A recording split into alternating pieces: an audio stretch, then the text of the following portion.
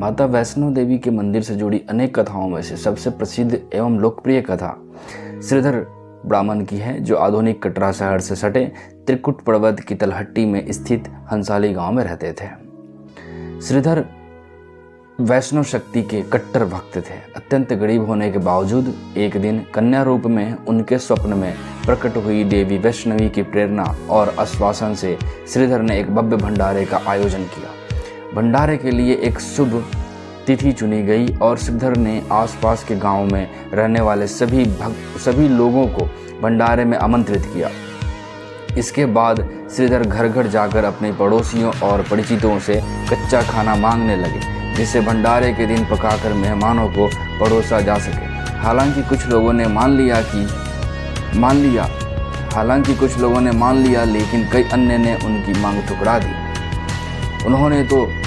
उन्हें बिना किसी संसाधन के भंडारा आयोजित करने की हिम्मत दिखाने के लिए ताना भी मारा। जैसे जैसे भंडारे का दिन नज़दीक आता गया, श्रीधर की चिंता भंडारे में आमंत्रित मेहमानों के भोजन की बढ़ती गई। भंडारे से एक दिन पहले वाली रात श्रीधर को नींद नहीं आई।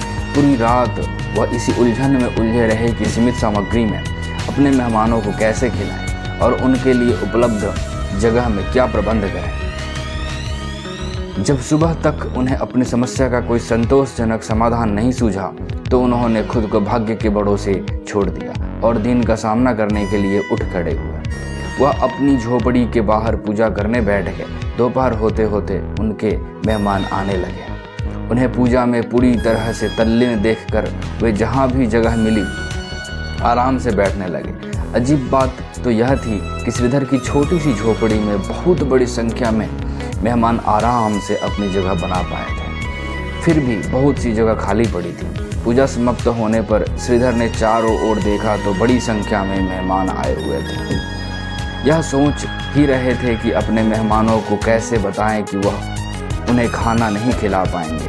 तभी उन्होंने वैष्णवी को अपनी झोपड़ी से बाहर जाते देखा। देवी वैष्णवी की कृपा से सभी अतिथियों को उनकी पसंद का भोजन कराया गया और भंडारा बहुत सफल रहा। यद्यपि गुरु गोरखनाथ के एक शिष्य भैरव ने कुछ समस्याएं उठाई, जिन्हें भी भंडारे में आमंत्रित किया गया था। ये वही भैरव बाबा हैं जो माता वैष्णो देवी के मंदिर के जस्ट ऊपर है।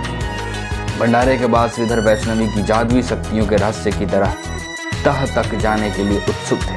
उन्होंने युवा वैष्णवी से उस दिन की रहस्यमयी घटनाओं का स्पष्टीकरण मांगना शुरू किया। उन्होंने उसे पुकारा, लेकिन वैष्णवी उत्तर देने के लिए वहां थी ही